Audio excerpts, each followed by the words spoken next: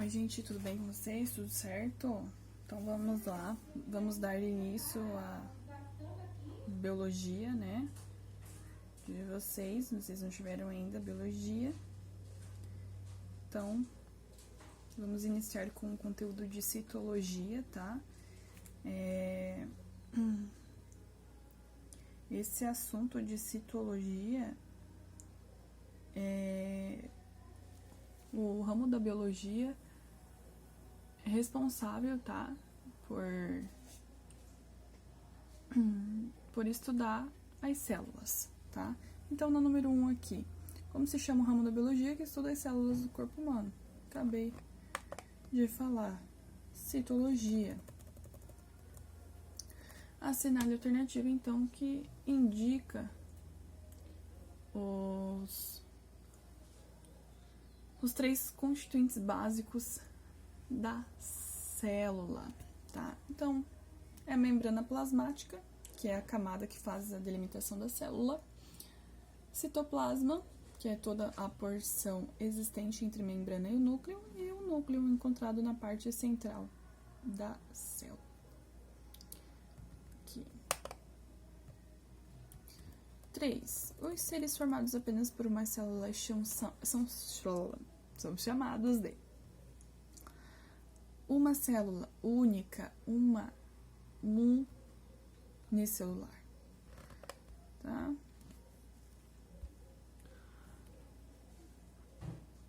Então, 4. Cite funções da membrana plasmática.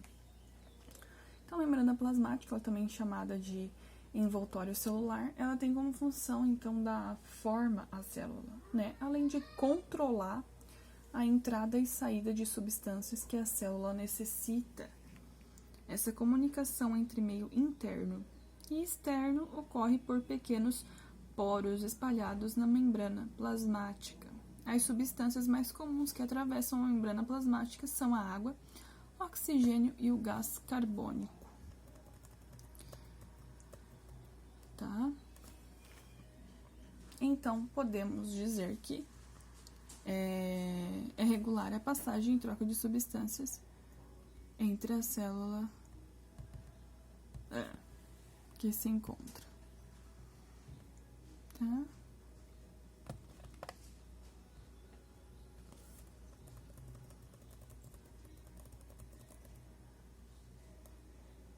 Então, vamos para 5. Então, a definição de citoplasma. O citoplasma, ele é formado por água e algumas substâncias dissolvidas, né? Sais minerais, açúcares, por exemplo. Então, sendo geralmente a maior porção da célula. Portanto, o citoplasma faz o preenchimento da célula e compreende todo o espaço entre a membrana plasmática e o núcleo. Tá? Então, podemos afirmar que citoplasma, né, aqui ó, é a maior porção da célula composto de água e outras substâncias.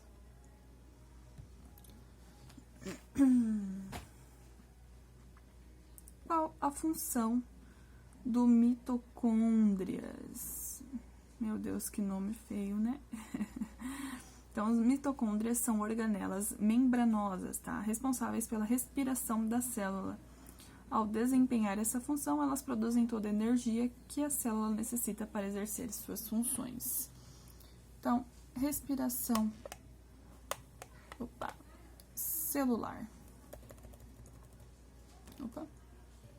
7.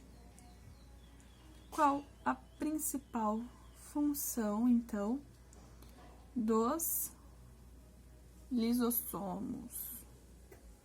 Então, qual que é a função dos lisossomos, tá?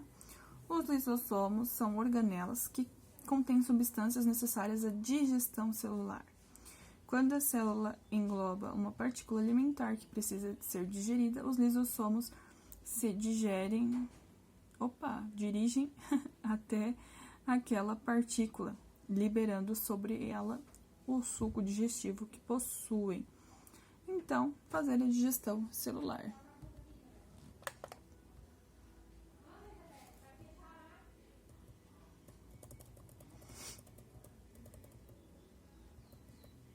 8. Qual o nome das organelas que sintetizam as proteínas? Então, as organelas que sintetizam as proteínas são os ribossomos. São responsáveis pela produção de proteínas. Podem ser encontrados dispersos no citoplasma ou estarem aderidos ao retículo endoplasmático. Então, são os ribossomos. Qual o nome das organelas onde ficam armazenadas as proteínas? Né? Aonde que ficam, então, essas proteínas? Então, o complexo de Golgi é a organela celular que armazena as proteínas, tá? Ela armazena as proteínas, né, produzidas pelos ribossomos antes de serem utilizadas pelo organismo.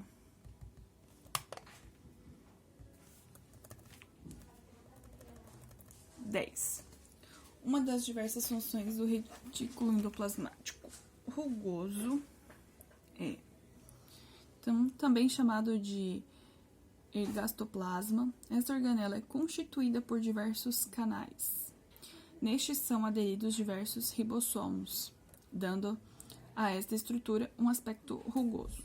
As principais funções desta organela são a síntese e transporte de proteínas, incluindo aquelas armazenadas pelos complexos de Golgi. Então, aqui facilitar.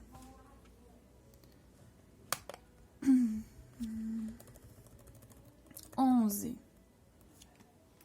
Qual a principal função dos centríolos? Os centríolos são organelas formadas por 27 túbulos que se organizam em 9 conjuntos com 3 túbulos cada. Geralmente, cada célula apresenta um par de centríolos. Os pares participam da divisão celular, orientando, então, o deslocamento dos cromossomos. Aqui, ó.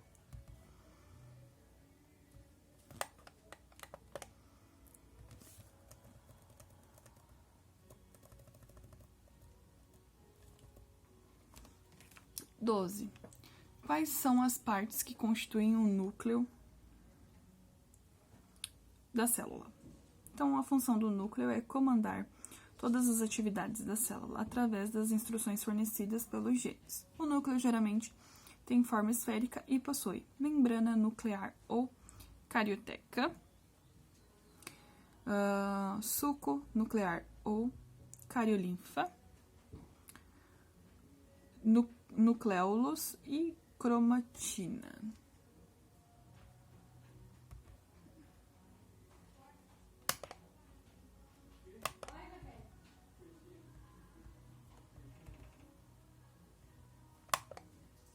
Aqui. E 13, qual que é a função do núcleo, né? É comandar, então, todas as atividades da célula. Acabei de falar aqui. Né? Então, fechamos esse assunto, né, de citologia. Agora vamos dar continuidade ao próximo assunto, né? Vamos falar de histologia. Histologia vai ser a área da biologia, então, destinada ao estudo dos tecidos que compõem o corpo, tá? Então, qual é o ramo da biologia que trata de estudar os tecidos? Histologia, né? 15. Quais são os principais grupos de tecido? Tá? Os tecidos são classificados em 4 grupos principais: o tecido epitelial, o tecido conjuntivo, o tecido muscular e o tecido nervoso. Então, epitelial, conjuntivo, muscular e nervoso. 16. Qual a função do tecido epitelial? Então, o tecido epitelial ele é especializado em revestir e proteger todas as superfícies do organismo. Os tecidos epiteliais, então, são formados por células justapostas, né, encostadas umas nas outras. E o tecido epitelial também é responsável pela percepção de algumas sensações, o tato, tá? Então, aqui, ó, revestir e proteger todas as superfícies do organismo. 17.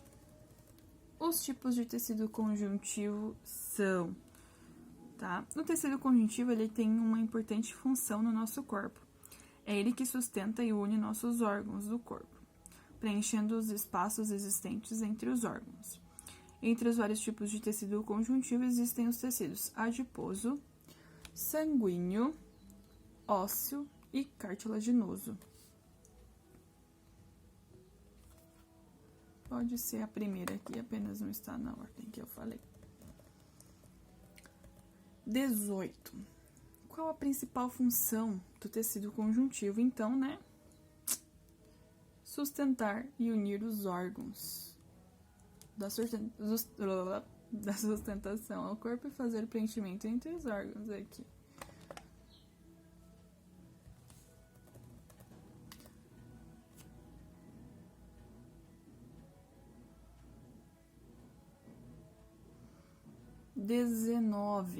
Vamos lá no 19. Opa. Aqui. As principais funções do tecido conjuntivo adiposo são...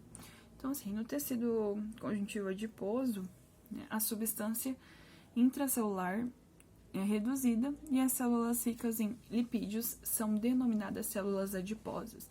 Então, ocorre principalmente sobre a pele, exercendo as funções de reserva de energia, proteção contra choques mecânicos e isolamento térmico. Ocorre também ao redor de alguns órgãos, como os rins e coração. As células adiposas possuem um grande vacúolo central de gordura, que aumenta ou diminui dependendo do metabolismo. Então, se uma pessoa come pouco ou gasta muita energia, a gordura das células adiposas diminui. Caso contrário, ela se acumula. O tecido adiposo atua, então, como reserva de energia para momentos de necessidade. Então, aqui, ó, reserva de energia, proteção contra choques mecânicos e isolamento térmico. Todas as alternativas, certo?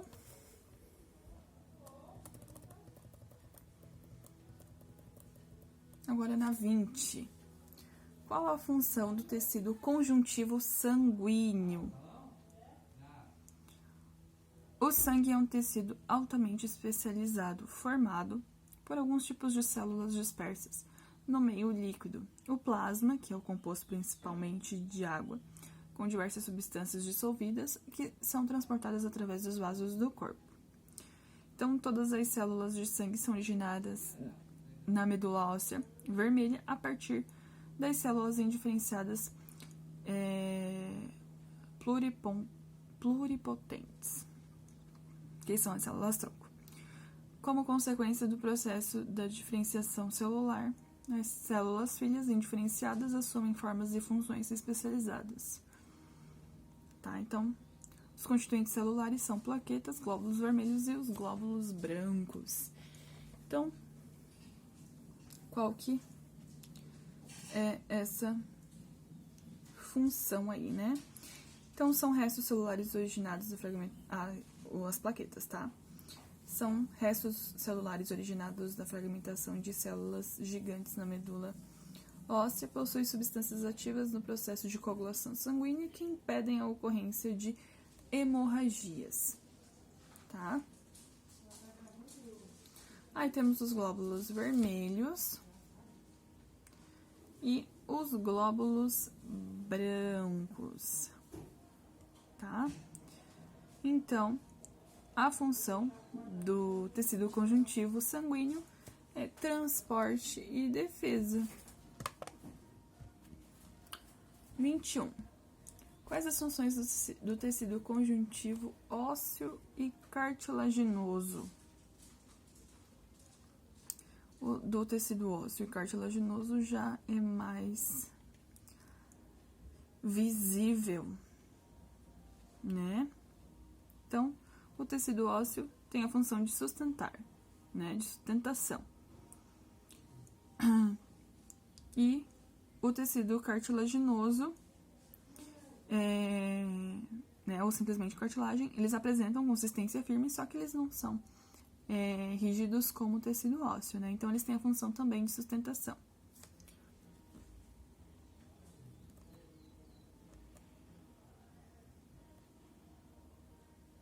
Então, a função dele é... Opa! Troquei aqui as bolas. A função deles, do tecido conjuntivo ósseo e cartilaginoso, então, sustentar e proteger nossos órgãos, né? E fixam determinados tipos de músculos. Opa!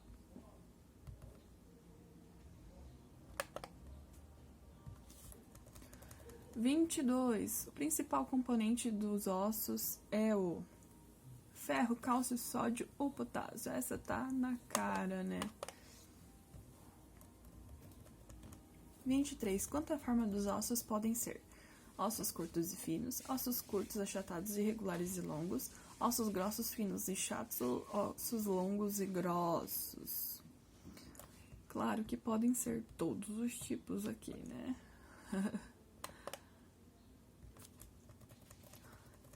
O osso mais longo do corpo é... Também essa tá bem fácil, né? Que é o fêmur. 25. Os menores ossos são os ossos da onde que são? Ouvido interno, ouvido externo, pé, o crânio. Ouvido interno, tá, gente? São os menores ossos.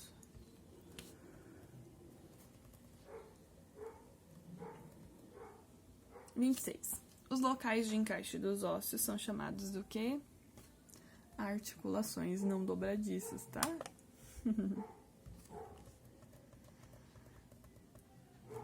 Vamos para a próxima página aqui. 27. O tecido que fica na extremidade dos ossos chama-se pelo, mucilagem, musculatura ou cartilagem. É a cartilagem. 28. Para que serve o líquido sinovial presente nas articulações? Então, esse líquido, tá? Ele serve como lubrificação. Aí, para poder evitar o atrito ali dos ossos, né? Então, por isso que, às vezes, bastante gente tem problema no joelho e tal. É porque perde o líquido e daí o osso fica sovando ali, batendo no outro, tá? Eu tô fazendo aqui gestos, tá? Como se vocês estivessem me vendo. Os tipos de articulações existentes são... Então, quais são os tipos... Ai, gente, desculpa, tô com... tô falando muito, né? Que eu já fiz bastante vídeo hoje, então minha garganta tá... Deixa eu... Então, assim, na maioria das articulações entre um osso e outro, existe daí o líquido que serve de lubrificação, né? Que foi o que a gente falou. Evitando o atrito dos ossos durante o movimento e seu consequente desgaste, chamado de líquido sinovial. Então, existem 3 tipos de articulação. A sirnatrose, anfiartrose e a diartrose. Tá? Aqui. Quais as principais deformações do esqueleto? Então, a cifose, que caracteriza-se pelos ombros caídos e pela acentuada curvatura na coluna vertebral. Lordose ocorre com uma grande curvatura na coluna vertebral para frente. A escoliose, que é o desvio da coluna vertebral para um dos lados do corpo. Posturas respectivamente erradas ao sentar podem causar escoliose, então a gente tem que cuidar. Por mais que a gente fale, né? Não, tem que cuidar, a gente nunca cuida, né? Até sofrer.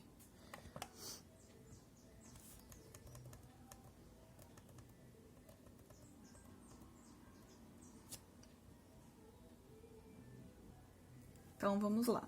O que é luxação? Luxação, gente, a professora tá louca hoje.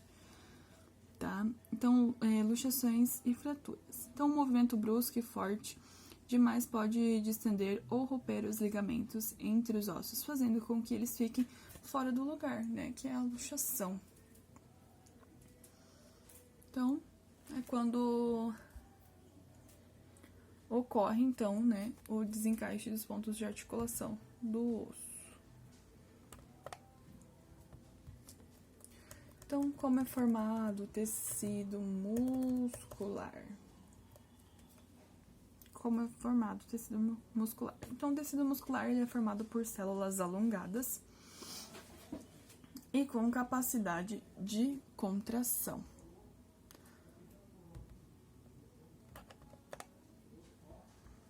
E